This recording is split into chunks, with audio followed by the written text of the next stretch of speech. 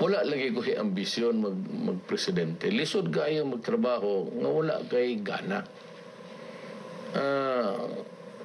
Giingon ko na po sa inyo nga tiguang nako. I cannot stand the rigors of what's being demanded of you. It's a very exacting thing to be President of the Republic of the Philippines. Ikaw ragong usa. And you know, Filipinos could have a better choice. Daghan man diha, wala pa mamahuman ang deadline sa filing. Maybe somehow some other guys can add to the numbers right now. There is a time for everything. A time to be young and vim with vigor, and a time to grow old and feel tired, which is really, I am tired. I want to retire. Muadto ba ka, Mayor, sa September 26? No. Definitely no. I have said I am not running. If I appear there, maghimo kang hili-hili bago keri. And what will I do? What will I say? In public. Naa sila gamarcha, even if it's just 10 persons. And they would march the streets and make the sacrifice and stand there in front of somebody talking, yakking. And maski yun na lang. Even if it's just 2 or 3 persons, maano ka na, then you tell them, you go home because I'm not running. In other words, Mayor, mag-out of the country jud ka on September 26. Murag ingon ana. Okay. Murag ingon ana para wala na samaan ng loob.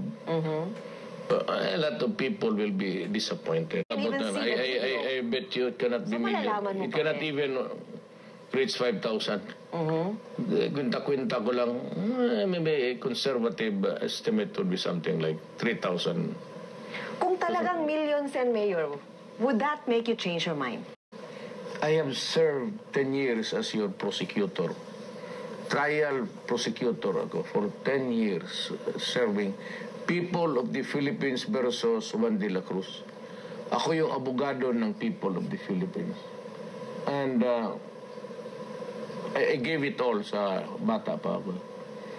I've been your mayor 22 years. Tapos naging congressman ako ninyo. Then another 3 years vice mayor ni Inday. I think I deserve a good rest. I owe it to myself na medyo hindi ako magising ng umaga.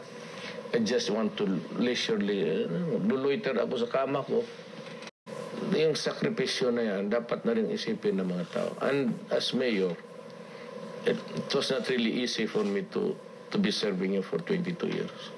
Akala lang ninyo kasi mayor, masarap ang buhay. But early on, sa pag-mayorship, I had to toil every night para lang mapatay ko itong mga kriminal na to.